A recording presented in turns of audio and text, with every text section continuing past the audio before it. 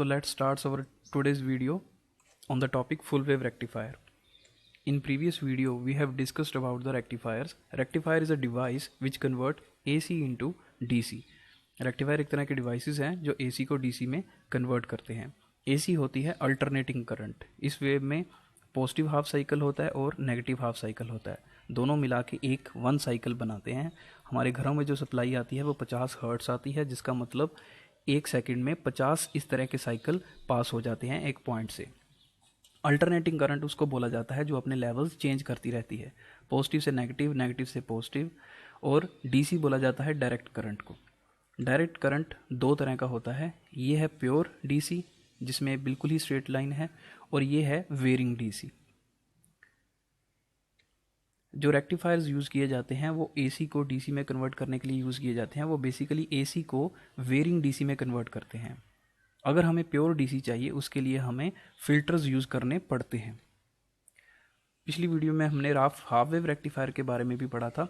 Half wave rectifier एक diode को use करते हैं. डायोड इसका मेन कंपोनेंट है रेक्टिफिकेशन के लिए, जो एसी को डीसी में कन्वर्ट करने के काम आता है. इसमें बाकी कंपोनेंट्स लगे होते हैं, एक ट्रांसफार्मर, एक लोड जिसके क्रॉस हम आउटपुट लेते हैं. तो ये कैसे काम करता है? डायोड की एक कंडीशन होती है काम करने की कि इसका जो एनोड टर्मिनल है वो पॉजिटिव सप्लाई टर्मिनल से कनेक्ट होना चाहिए और जो कैथोड टर्मिनल है वो नेगेटिव सप्लाई टर्मिनल से कनेक्ट होना चाहिए, तब ये अपने में से करंट को पास करने देगा. अदरवाइज ये एज अ ओपन स्विच काम करेगा, ये करंट को पास नहीं करने देगा. तो जब हम एसी वेव प्रोवाइड करते हैं इनपुट पे रेक्टिफायर की, तो पहले जैसे हम पॉजिटिव हाफ साइकिल प्रोवाइड कर रहे हैं, पॉजिटिव हाफ साइकिल प्रोवाइड करते ही ट्रांसफार्मर की सेकेंडरी वाइंडिंग पे चार्जेस ऐसे क्रिएट हो जाते हैं पॉजिटिव और नेगेटिव, जिसकी वजह से जो डायोड है वो फॉरवर्ड बायस हो जाता है. अब ये काम करेगा क्योंकि एनोड जो टर्मिनल है वो पॉजिटिव से कनेक्ट है और जो कैथोड टर्मिनल है वो नेगेटिव से कनेक्ट है. तो आउटपुट हम लोड के अक्रॉस ले लेंगे, हमें आउटपुट मिलेगी एज इट इज़. तो ये कोई एम्प्लीफिकेशन नहीं करता डायोड, ये सिर्फ अपने में से सिग्नल को पास करने देता है या नहीं देता. नेगेटिव साइकिल में ये अपने में से सिग्नल को पास करने नहीं देता, क्योंकि नेगेटिव साइकिल जब हम प्रोवाइड करते हैं ट्रांसफार्मर की प्राइमरी वाइंडिंग पे, उसकी सेकेंडरी वाइंडिंग के ऊपर जो चार्जेस हैं वो रिवर्स हो जाते हैं.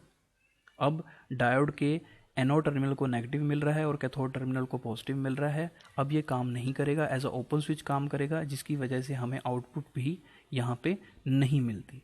तो चलते हैं अपने मेन टॉपिक के ऊपर, फुल वेव रेक्टिफायर के ऊपर. फुल वेव रेक्टिफायर दो तरह के होते हैं, full wave centre tap and full wave bridge rectifier. Centre tap rectifier इसको क्यों कहा जाता है? क्योंकि इसके ट्रांसफार्मर की जो सेकेंडरी वाइंडिंग है वो सेंट्रली टैप होती है. Full wave centre tap rectifier में एक की जगह दो डायोड यूज़ किए जाते हैं.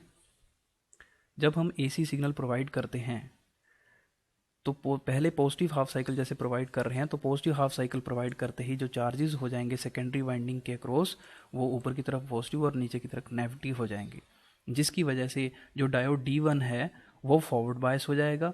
ये काम करेगा और ये काम नहीं करेगा, क्योंकि इसके एनोड को जो नेगेटिव टर्मिनल मिल रहा है और जो कैथोड को पॉजिटिव टर्मिनल मिल रहा है, जो इसके काम करने से उल्टा है. तो ये एज अ ओपन स्विच काम करेगा और जो आउटपुट देगा वो डायोड D1 देगा पॉजिटिव साइकिल में. लेकिन जब नेगेटिव साइकिल आएगा, नेगेटिव साइकिल में जो चार्जेस हैं सेकेंडरी वाइंडिंग के क्रॉस वो भी रिवर्स हो जाएंगे, जिसकी वजह से अब जो डायोड D1 पहले काम कर रहा था अब ये काम नहीं करेगा, क्योंकि इसके एनोड को नेगेटिव टर्मिनल मिल रहा है जबकि मिलना पॉजिटिव चाहिए था. लेकिन at the same time diode D2 काम करेगा, क्योंकि इसके एनोड टर्मिनल को पॉजिटिव मिल रहा है और इसके कैथोड टर्मिनल को नेगेटिव मिल रहा है. तो अब ये नेगेटिव साइकिल में डायोड D2 काम करेगा, पॉजिटिव साइकिल में डायोड D1 काम करेगा. पॉजिटिव साइकिल में जो आउटपुट आएगी वो D1 की वजह से आएगी और जो नेगेटिव साइकिल में आउटपुट आएगी वो डायोड D2 की वजह से आएगी. Next topic is full wave bridge rectifier. Bridge rectifier में दो की जगह 4 डायोड यूज़ किए जाते हैं. हाफ वेव रेक्टिफायर में एक डायोड यूज़ किया जाता था, सेंटर टैप रेक्टिफायर में 2 डायोड यूज़ किए जाते हैं और ब्रिज रेक्टिफायर में 4 डायोड यूज़ किए जाते हैं ब्रिज की फॉर्म में.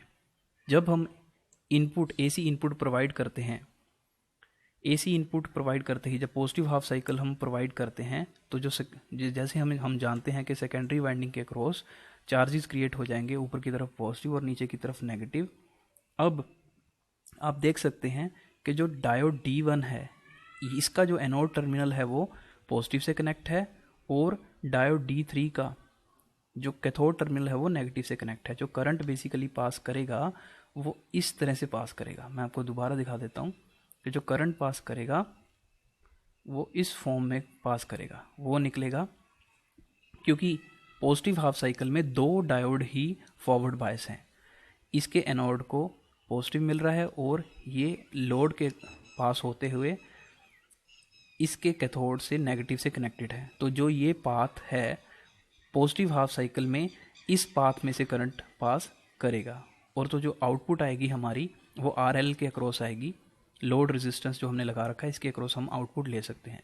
तो जो पॉजिटिव साइकिल में हमें आउटपुट मिलेगी वो मिलेगी D1 और D3 की वजह से। अब नेगेटिव साइकिल की बात करते हैं। नेगेटिव साइकिल जब हम प्रोवाइड करेंगे तो जैसा कि आप जानते हो कि नेगेटिव साइकिल प्रोवाइड करते ही सेकेंडरी वाइंडिंग के जो चार्जेस है वो रिवर्स हो जाएंगे। ऊपर की तरफ नेगेटिव हो जाएगा और नीचे की तरफ नेगेटिव हो जाएगा, ऊपर की तरफ नेगेटिव और नीचे की तरफ पॉजिटिव हो जाएगा, जिसकी वजह से अब जो D1 और D3 थे ये दोनों काम नहीं करेंगे। काम कौन करेगा? D2 और D4, क्योंकि आप जैसे देख रहे हैं कि डायोड D4 के एनोड टर्मिनल जो है वो पॉजिटिव से कनेक्टेड है, और जो डायोड D2 का जो कैथोड टर्मिनल है वो नेगेटिव से कनेक्टेड है। इसका करंट फ्लो करने का जो पाथ है वो बेसिकली ये पाथ है। आप दोबारा ध्यान से देखें कि diode D4 load resistance RL और डायोड D2 में से जो अब करंट पास करेगा और जो आउटपुट हमें मिलेगी वो मिलेगी RL के अक्रॉस। तो नेगेटिव साइकिल में जो हमें आउटपुट मिल रही है वो मिल रही है डायोड D2 और D4 की वजह से, और जो पॉजिटिव साइकिल में आउटपुट मिल रही है वो मिल रही है हमें डायोड D1 एंड D3 की वजह से। होपफुली आपको ये वीडियो यूज़फुल लगी।